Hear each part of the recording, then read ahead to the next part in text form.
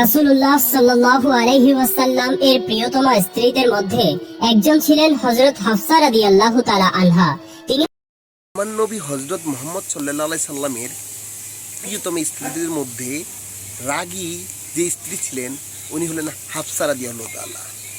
উনি হযরত ওমর আলাইহিস সালামের মেয়ে ছিলেন। ওনার স্বামী যখন মারা যায় তখন উনি বিবাহের জন্য সবাইয়ের কাছে ওমর রাদিয়াল্লাহু তাআলা যান, কিন্তু আল্লাহর ইচ্ছা রাসূলের সাথে ওনার বিবাহ হবে।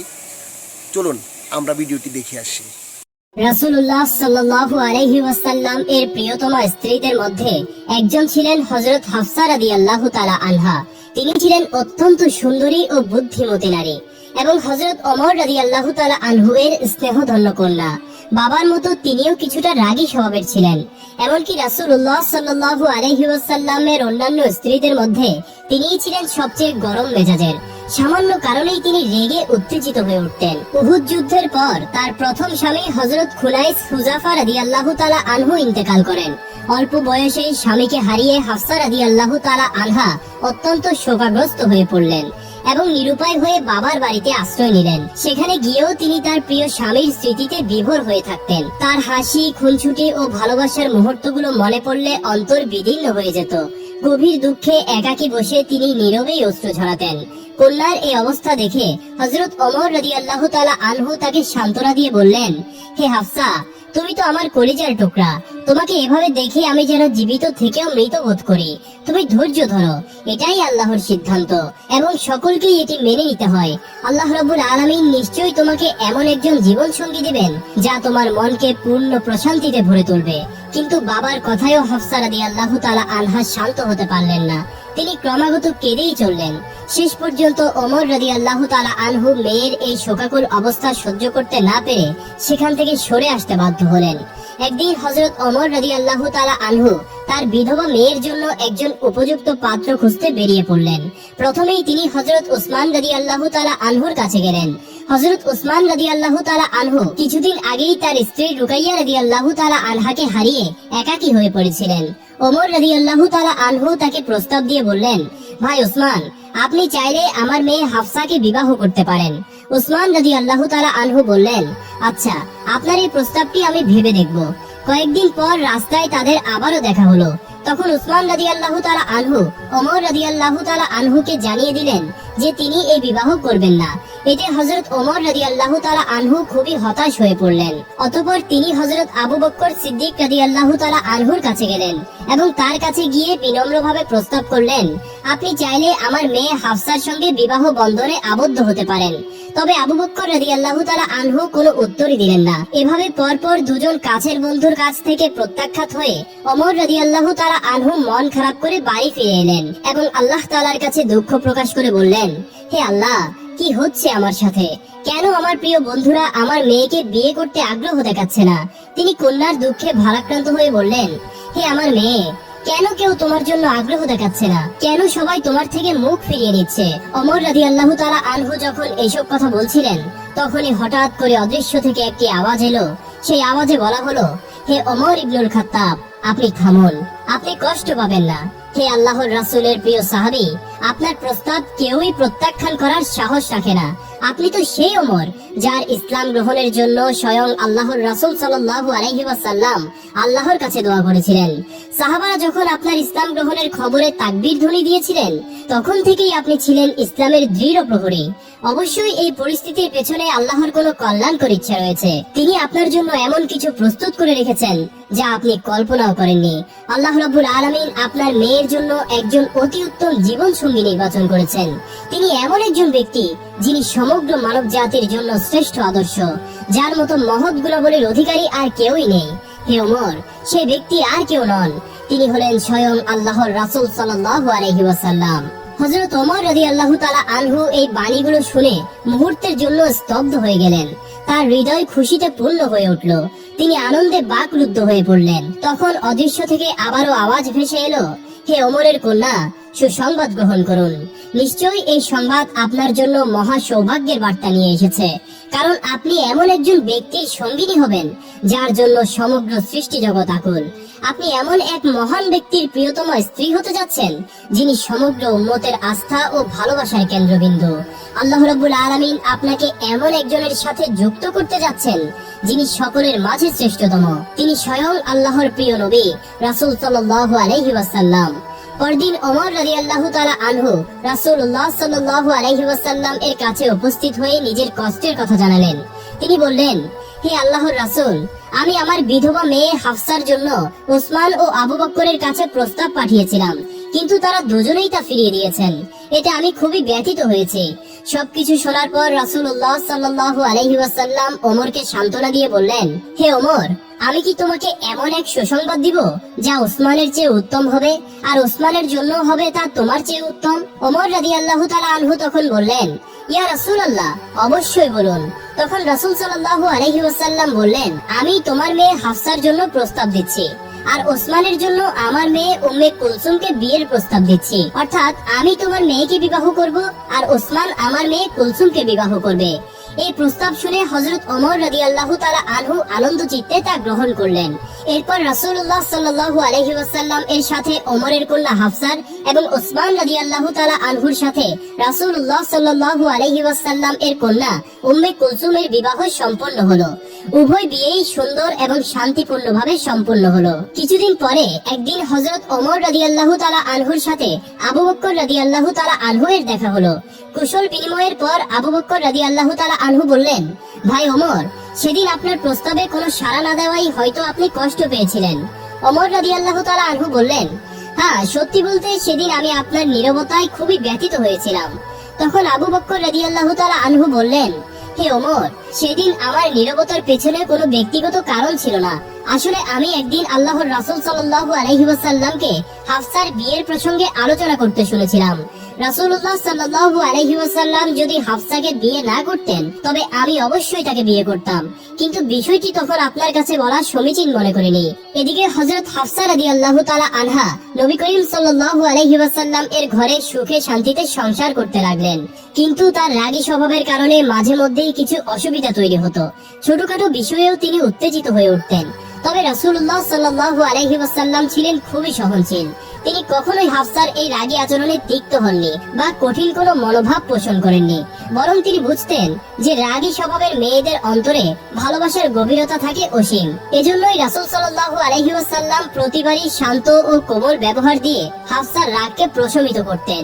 একদিন হযরত ওমর রাদিয়াল্লাহু তাআলা আনহু নিজের বাড়িতে কোনো একটি বিষয় নিয়ে গভীর চিন্তায় মগ্ন ছিলেন। সেই সময় তার স্ত্রী এসে তাকে বললেন, আপনি এত কি নিয়ে ভাবছেন?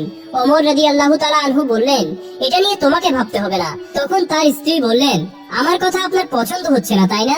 কিন্তু হাফসাকে গিয়ে দেখুন, তিনি রাসূলুল্লাহ সাল্লাল্লাহু আলাইহি ওয়াসাল্লামের সঙ্গে কিভাবে তর্ক করেন। এই কথা শুনে ওমর রাদিয়াল্লাহু তাআলা আনহু তৎক্ষণাৎ হাফসার ঘরে চলে গেলেন এবং তাকে জিজ্ঞেস করলেন, তুমি কি সত্যিই রাসূলুল্লাহ সাল্লাল্লাহু আলাইহি ওয়াসাল্লামের সাথে তর্ক করো? হাফসা রাদিয়াল্লাহু তাআলা আনহু কিছুটা লজ্জা নিয়ে জবাব দিলেন, এমনটা তো মাঝে মধ্যে হয়েই যায়। তখন ওমর রাদিয়াল্লাহু তাআলা আনহু বললেন, হাফসা, তুমি শুনে রেখো, তুমি আর কখনোই রাসূলুল্লাহ সাল্লাল্লাহু আলাইহি ওয়াসাল্লামের সাথে এমন আচরণ করবে না, আর এটা ভুলেও ভাববে না যে তিনি তোমার সৌন্দর্যে মুগ্ধ, বরং সব সময় তার সন্তুষ্টি ও ইচ্ছাকে অগ্রাধিকার দেবে এবং তার আদেশ ও নির্দেশকে সম্মান করবে। আরেকদিন হযরত ওমর রাদিয়াল্লাহু তাআলা আনহু হাফসার ঘরে এলেন এবং দেখতে পেলেন তার কন্যা হাফসা রাসূলুল্লাহ সাল্লাল্লাহু আলাইহি ওয়াসাল্লামের সঙ্গে তর্ক করছেন। এই দৃশ্য দেখে ওমর রাদিয়াল্লাহু তাআলা আনহু রেগে ফুঁসে উঠলেন এবং হাফসাকে প্রহার করতে উদ্যত হলেন। তখন রাসূলুল্লাহ সাল্লাল্লাহু আলাইহি ওয়াসাল্লাম দ্রুত তাদের মাঝে দাঁড়িয়ে ওমর রাদিয়াল্লাহু তাআলা আনহুকে থামালেন। এই পরিস্থিতিতে হযরত ওমর রাদিয়াল্লাহু তাআলা আনহু কিছুটা লজ্জিত হয়ে মেয়েকে সতর্ক করে উচ্চস্বরে বললেন, খবরদার, কখনোই রাসূলুল্লাহ সাল্লাল্লাহু আলাইহি ওয়াসাল্লামের কথার জবাব এভাবে দিবে না। তুমি কি জয়নবের মতো সুন্দরী কিংবা আয়েশার মতো ভাগ্যবতী যে এমন ভাবে কথা বলবে? এই কথা বলে ওমর রাদিয়াল্লাহু তাআলা আনহু সেখান থেকে চলে গেলেন। ওমর রাদিয়াল্লাহু তাআলা আনহু চলে যাওয়ার পর রাসূলুল্লাহ সাল্লাল্লাহু আলাইহি ওয়াসাল্লাম হাফসাকে বললেন, দেখলে তো হাফসা, কেমন করে আমি তোমাকে রক্ষা করলাম। একদিন রাসূলুল্লাহ সাল্লাল্লাহু আলাইহি ওয়াসাল্লাম হযরত হাফসা রাদিয়াল্লাহু তাআলা আনহার ঘরে এলেন, তবে হাফসা রাদিয়াল্লাহু তাআলা আনহা তখন ঘরে ছিলেন না। তিনি একটি প্রয়োজনের জন্য বাইরে গিয়েছিলেন। তখন রাসূলুল্লাহ সাল্লাল্লাহু আলাইহি ওয়াসাল্লাম একাকিত্ব কাটাতে উম্মুল মুমিনিন হযরত মারিয়া কিপ্তিয়া রাদিয়াল্লাহু তাআলা আনহাকে ডেকে আনলেন। অতঃপর তারা কিছু সময় একান্তে কথোপকথন ও হাসি ঠাট্টায় কাটালেন। এমন সময় হাফসা রাদিয়াল্লাহু তাআলা আনহা ফিরে এসে দেখলেন তার ঘরে তারই বিছানায় রাসূলুল্লাহ সাল্লাল্লাহু আলাইহি ওয়াসাল্লামের সাথে মারিয়া কিপ্তিয়া বসে আছেন। এই দৃশ্য দেখে তিনি প্রচন্ড রাগান্বিত হয়ে পড়লেন এবং রাগের বশবর্তী হয়ে কিছু তিক্ত কথাও বলে ফেললেন। তখন নবীজি সাল্লাল্লাহু আলাইহি ওয়াসাল্লাম তাকে শান্ত করার জন্য বললেন, হে হাফসা, আল্লাহর কসম, যদি তুমি চাও তাহলে আমি মারিয়া কিপ্তিয়ার সাথে আর কখনো মিলিত হব না। আমি শুধু তোমার হাসি মুখটা দেখতে চাই। হাফসা রাদিয়াল্লাহু তাআলা আনহা বললেন, হ্যাঁ, তাহলে তাই হোক, আপনি আর কখনো মারিয়াকে কাছে আসতে দিবেন না। তখন নবী করিম সাল্লাল্লাহু আলাইহি ওয়াসাল্লাম বললেন, হে হাফসা, একটি কথা মনে রেখো, এই চুক্তির ব্যাপারটা যেন তুমি আর আমি ব্যতীত আর কেউই না জানে। কিন্তু কথায় আছে, নারীদের জন্য গোপন কথা পেটে রাখা খুবই কঠিন। এজন্যই কিছুদিন পরেই হাফসা রাদিয়াল্লাহু তাআলা আনহা এই কথা মা আয়েশা রাদিয়াল্লাহু তাআলা আনহার নিকট প্রকাশ করে ফেললেন। এদিকে হযরত জিবরাইল আলাইহিস সালাম নবী করিম সাল্লাল্লাহু আলাইহি ওয়াসাল্লাম এর কাছে তাহরিমের আয়াত নিয়ে অবতীর্ণ হলেন এবং বললেন, হে নবী, আল্লাহ রাব্বুল আলামিন আপনার জন্য যা হালাল করেছেন, আপনি স্ত্রীদের খুশির জন্য কেন তা হারাম করছেন? আল্লাহ তাআলা আপনার এই কসম থেকে অব্যাহতি প্রদান করেছেন এবং আপনার ত্রুটি ক্ষমা করে দিয়েছেন, কেননা তিনি ক্ষমাশীল এবং পরম দয়ালু। এবং আল্লাহ তাআলা কসম থেকে মুক্তি লাভের উপায়ও নির্ধারণ করে দিয়েছেন।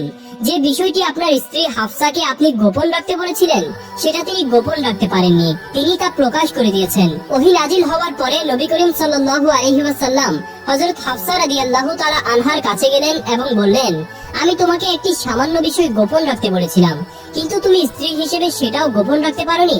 আমি তোমার কাছে এমনটা আশা করিনি। হাফসা রাদিয়াল্লাহু তাআলা আনহা বিস্মিত হয়ে বললেন, এই কথা আপনাকে কে জানিয়েছে? রাসূলুল্লাহ সাল্লাল্লাহু আলাইহি ওয়াসাল্লাম বললেন, যিনি সবকিছু জানেন, যিনি সকল কিছু সম্পর্কে জ্ঞাত, তিনি আমাকে জানিয়েছেন। যদি তুমি এবং আয়েশা আল্লাহর কাছে তওবা করো, তবে সেটাই হবে তোমাদের জন্য কল্যাণকর, কেননা তোমাদের অন্তর নবীর ইচ্ছার বিপরীত দিকে ঝুঁকেছে। আর যদি নবীর বিরুদ্ধে একে অপরকে সমর্থন দাও, তবে জেনে রেখো, নবীর বন্ধু স্বয়ং আল্লাহ, জিবরাইল আলাইহিস সালাম এবং সৎকর্মশীল মুমিনগণ এবং ফেরেশতারাও তার সাহায্যকারী। এরপর রাসূলুল্লাহ সাল্লাল্লাহু আলাইহি ওয়াসাল্লাম কসমের কাফারা আদায় করলেন এবং হযরত মারিয়া কিপ্তিয়া রাদিয়াল্লাহু তাআলা আনহার সাথে পূর্বের সম্পর্ক পুনরুত্থাপন করলেন। একদিন আসরের নামাজের পরে নবী করিম সাল্লাল্লাহু আলাইহি ওয়াসাল্লাম হযরত জয়নব রাদিয়াল্লাহু তাআলা আনহার ঘরে একটু বেশি সময় অবস্থান করলেন। মা আয়েশা রাদিয়াল্লাহু তাআলা আনহা লক্ষ্য করলেন যে নবীজি আজ অনেক বেশি দেরি করছেন। বিষয়টি তিনি সহজভাবে নিতে পারলেন না এবং তিনি খানিকটা ঈর্ষান্বিত হয়ে উঠলেন। অতঃপর তিনি কারণ জানার জন্য একজন গুপ্তচরকে পাঠালেন। কিছুক্ষণ পর সেই গুপ্তচর এসে তাকে জানালো, কোন এক মহিলা হাদিয়া হিসেবে কিছু মধু জয়নবের কাছে পাঠিয়েছিলেন, আর জয়নব এই মধু নবীজিকে পান করতে দিয়েছেন, তাই তিনি সেখানে কিছুটা সময় কাটিয়েছিলেন। এই খবর পেয়ে মা আয়েশা রাদিয়াল্লাহু তাআলা আনহার মনে একটি পরিকল্পনা এলো। তিনি হযরত হাফসা রাদিয়াল্লাহু তাআলা আনহার সাথে বিষয়টি নিয়ে আলোচনা করলেন। মা আয়েশা বললেন, হে হাফসা, বেশ কয়েকদিন ধরে লক্ষ্য করছি যে আল্লাহর রাসূল প্রতিদিন আসরের পর আমাদের সবার সঙ্গে সাক্ষাৎ করেন, কিন্তু জয়নবকে দেখা যাচ্ছে যে সে প্রতিদিনই নবীজিকে মধু খাওয়াচ্ছে। তখন হাফসা রাদিয়াল্লাহু তাআলা আনহা বললেন, ও আচ্ছা, তাহলে তুমি কি বলতে চাচ্ছ? তখন মা আয়েশা তাকে বললেন, চলো আমরা এমন একটি কৌশল অবলম্বন করি যাতে নবীজি আর জয়নবের বাসায় গিয়ে মধু পান না করেন। তখন হাফসা রাদিয়াল্লাহু তাআলা আনহা বললেন, কিন্তু কিভাবে? আল্লাহর রাসূল তো মধু খুব বেশি পছন্দ করেন, তুমি এমন কি করবে যাতে তিনি আর মধু খেতে চাইবেন না? তখন আয়েশা রাদিয়াল্লাহু তাআলা আনহা তাকে একটি কৌশল শিখিয়ে দিলেন। তিনি বললেন, যখন নবী করিম সাল্লাল্লাহু আলাইহি ওয়াসাল্লাম তোমার কাছে আসবেন, তুমি বলবে আপনার মুখ থেকে তো মাগাফিরের গন্ধ আসছে। এই একটি কথাই যথেষ্ট হবে, তোমাকে আর কিছুই করতে হবে না। পরদিন নবী করিম সাল্লাল্লাহু আলাইহি ওয়াসাল্লাম জয়নব রাদিয়াল্লাহু তাআলা আনহার ঘরে মধু পান করে সাফিয়া রাদিয়াল্লাহু তাআলা আনহার ঘরে উপস্থিত হলেন। আসলে মা আয়েশা রাদিয়াল্লাহু তাআলা আনহা সাফিয়াকেও ওই একই কথা বলে রেখেছিলেন, যার ফলে সাফিয়াও নবীজির অপেক্ষায় ছিলেন। নবীজিকে দেখে সাফিয়া বললেন, ইয়া রাসূলুল্লাহ, আপনি কি মাগাফির খেয়েছেন? আমি কেমন যেন মাগাফিরের গন্ধ পাচ্ছি। রাসূলুল্লাহ সাল্লাল্লাহু আলাইহি ওয়াসাল্লাম বললেন, না, আমি তো মাগাফির খাইনি, তবে জয়নবের কাছ থেকে একটু মধু পান করেছিলাম, কিন্তু তার গন্ধ তো এমন হবার কথা নয়। আচ্ছা ঠিক আছে, আমি বিষয়টি দেখছি। এরপর নবী করিম সাল্লাল্লাহু আলাইহি ওয়াসাল্লাম হাফসা রাদিয়াল্লাহু তাআলা আনহার কাছে গেলেন। তিনিও নাক ছিটকে বললেন, ইয়া রাসূলুল্লাহ, আপনি কোথায় থেকে কি খেয়ে এসেছেন? আপনার মুখে মাগাফিরের গন্ধ কেন? আসলে মাগাফির এক ধরনের নেশা জাতীয় ফল ছিল, তাই নবীজির মনে হলো হয়তো তিনি মাগাফির ফুলের মধু পান করেছেন। তখন তিনি বললেন, আমার জন্য এখন থেকে মধু পান নিষিদ্ধ, আমি আর কখনো মধু পান করব না।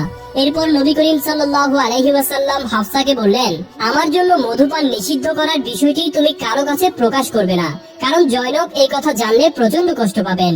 তবে হাফসা রাদিয়াল্লাহু তাআলা আনহা এই নির্দেশ মানতে পারেননি এবং তিনি আয়েশা রাদিয়াল্লাহু তাআলা আনহার কাছে তা প্রকাশ করে দিলেন।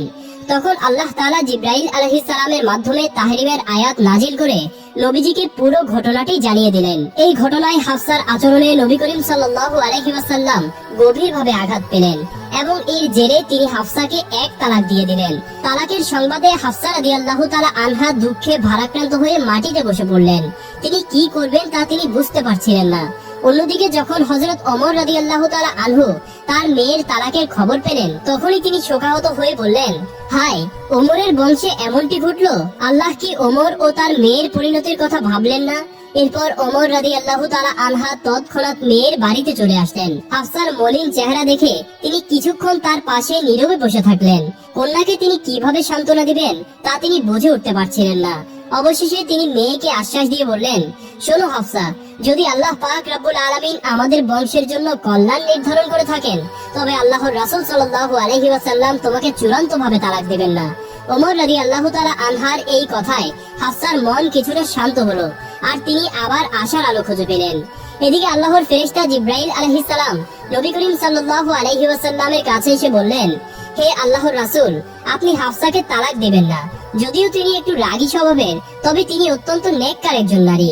তিনি অধিক রোজা পালন করেন এবং রাত জেগে আল্লাহর ইবাদত করেন, এমনকি জান্নাতেও তিনি আপনার সঙ্গিনী হবেন। এই সুপারিশে সাড়া দিয়ে নবী করিম সাল্লাল্লাহু আলাইহি ওয়াসাল্লাম আবারও হাফসাকে স্ত্রী হিসেবে গ্রহণ করলেন। কতই না ভাগ্যবতী ছিলেন হাফসা রাদিয়াল্লাহু তাআলা আনহা, যিনি এমন এক সম্মান পেলেন যে স্বয়ং আল্লাহর নির্দেশে জিবরাইল আলাইহিস সালাম তার জন্য দুনিয়াতে এসে সুপারিশ করেছিলেন। একদিন হযরত হাফসা রাদিয়াল্লাহু তাআলা আনহা ও নবীজির অন্যান্য স্ত্রীগণ একত্র হয়ে নবীজির কাছে আবেদন জানালেন, হে আল্লাহর রাসূল, আল্লাহ তাআলা এখন আপনাকে গনিমতের মাল দিয়েছেন, সুতরাং আমাদের খরপোশ কিছুটা বাড়িয়ে দিন। নবী করিম সাল্লাল্লাহু আলাইহি ওয়াসাল্লাম তাদের এই অনুরোধ শুনে খুবই ব্যথিত হলেন, কারণ তিনি কল্পনাও করতে পারেননি যে তার স্ত্রীরা বিলাসী জীবন যাপন করতে চাইবে। তাই তিনি 1 মাস তার স্ত্রীগণের সঙ্গ থেকে দূরে থাকার সিদ্ধান্ত নিলেন এবং আলাদা একটি ঘরে একাকী বসবাস করতে শুরু করলেন। এদিকে মুনাফিকেরা মানুষদের মধ্যে গুজব ছড়িয়ে দিল যে রাসূলুল্লাহ সাল্লাল্লাহু আলাইহি ওয়াসাল্লাম তার সব স্ত্রীকে তালাক দিয়েছেন। এই সংবাদ শুনে হযরত ওমর রাদিয়াল্লাহু তাআলা আনহু দৌড়ে নবীজির কাছে আসলেন এবং বললেন, হে আল্লাহর হাবিব, আপনি কি আপনার স্ত্রীদেরকে তালাক দিয়েছেন? নবী করিম সাল্লাল্লাহু আলাইহি ওয়াসাল্লাম উত্তর দিলেন, না, আমি তাদেরকে তালাক দিইনি, তবে তাদেরকে এই অধিকার দিয়েছি যে তারা চাইলে চলে যেতে পারে। এই কথা শোনার পর ওমর রাদিয়াল্লাহু তাআলা আনহু মসজিদে গিয়ে সকল মুসলমানদের উদ্দেশ্যে ঘোষণা করলেন, আপনারা সকলেই জেনে রাখুন, আল্লাহর রাসূল সাল্লাল্লাহু আলাইহি ওয়াসাল্লাম তার স্ত্রীদেরকে তালাক দেননি। এই খবর শুনে সকল মুসলিমদের মনে স্বস্তি ফিরে এলো। এদিকে খরপোশের দাবির ব্যাপারে নবীজির সাথে হাফসার কিছুটা মনোমালিন্য তৈরি হলো। নবী করিম সাল্লাল্লাহু আলাইহি ওয়াসাল্লাম হাফসা রাদিয়াল্লাহু তাআলা আনহাকে বললেন, আচ্ছা, তাহলে আমার এবং তোমার মাঝে সমাধানের জন্য অপর একজনকে ডাকো। হাফসা বললেন, হ্যাঁ ঠিক আছে, কাউকে ডাকুন। তখন নবীজি বললেন, তাহলে তোমার বাবাকেই আসতে বলো। অতঃপর হাফসা রাদিয়াল্লাহু তাআলা আনহা বাবার নিকট সংবাদ পাঠালেন। এই সংবাদ পেয়ে ওমর রাদিয়াল্লাহু তাআলা আনহু দ্রুত সেখানে পৌঁছালেন। নবী করিম সাল্লাল্লাহু আলাইহি ওয়াসাল্লাম বললেন, হাফসা, তোমার যা বলার আছে তোমার বাবাকে বলো। হাফসা রাগান্বিত হয়ে জবাব দিলেন, হে আল্লাহর রাসূল, আপনিই বলুন, আপনি তো সব সময় সত্য বলেন। এই কথা শুনে ওমর রাদিয়াল্লাহু তাআলা আনহু তীব্র ক্রোধে মেয়েকে একটি চোর বসিয়ে দিলেন। নবী করিম সাল্লাল্লাহু আলাইহি ওয়াসাল্লাম তাকে শান্ত করে বললেন, ওমর, যথেষ্ট হয়েছে, এবার থামো। তবে ওমরের রাগ এত সহজে কমছিল না। তিনি মেয়েকে বললেন, ওরে আল্লাহর শত্রু, নবীজি সর্বদাই সত্য বলেন। ওই সত্তার কসম যিনি তাকে সত্য নবী হিসেবে প্রেরণ করেছেন। রাসূলুল্লাহ সাল্লাল্লাহু আলাইহি ওয়াসাল্লাম না থাকলে আজ আমি তোমাকে মেরেই ফেলতাম। এরপর হাফসা সহ নবীজির সকল স্ত্রী নবী করিম সাল্লাল্লাহু আলাইহি ওয়াসাল্লামের কাছে এসে বিনম্রভাবে ক্ষমা প্রার্থনা করলেন। তাদের কেউই নবীজিকে ছেড়ে যেতে ইচ্ছুক ছিলেন না। তাদের আন্তরিক অনুতাপ ও ভালোবাসা দেখে নবী করিম সাল্লাল্লাহু আলাইহি ওয়াসাল্লাম স্নেহ ভরে তাদের ক্ষমা করে দিলেন এবং সবাইকে পুনরায় আপন করে নিলেন। একবার রাসূলুল্লাহ সাল্লাল্লাহু আলাইহি ওয়াসাল্লাম উম্মুল মুমিনিন হযরত সাফিয়া রাদিয়াল্লাহু তাআলা আনহার ঘরে প্রবেশ করে দেখলেন তিনি অঝরে কাঁদছেন। নবীজি তাকে জিজ্ঞেস করলেন, হে সাফিয়া, তুমি কাঁদছো কেন? সাফিয়া বললেন, ইয়া রাসূলুল্লাহ, হাফসা আমাকে ইহুদির মেয়ে বলে গালি দিয়েছে। এই কথা শুনে নবী করিম সাল্লাল্লাহু আলাইহি ওয়াসাল্লাম হাফসাকে ডেকে বললেন, হে হাফসা, তুমি আল্লাহকে ভয় করো। তারপর সাফিয়ার দিকে ফিরে নবীজি তাকে আশ্বস্ত করে বললেন, তুমি তো নবী হারুনের বংশধর, তিনিই তোমার পূর্ব পিতা। নবী মুসা আলাইহিস সালাম তোমার পিতৃব্য, আর তুমি একজন নবীর স্ত্রী। এবার বলো তো, হাফসা তোমার চেয়ে কিভাবে শ্রেষ্ঠ? এই কথায় সাফিয়া রাদিয়াল্লাহু তাআলা আনহা খুশি হয়ে গেলেন। যাই হোক, উম্মতের এই জননী হযরত হাফসা রাদিয়াল্লাহু তাআলা আনহা মুসলিমদের অনেক সংকটময় সময়ে গুরুত্বপূর্ণ পরামর্শ দিয়ে সহায়তা করেছিলেন। অবশেষে 45 হিজরির শাবান মাসে 63 বছর বয়সে তিনি দুনিয়ার মায়া ত্যাগ করে চিরতরে আল্লাহর সান্নিধ্যে চলে গেলেন।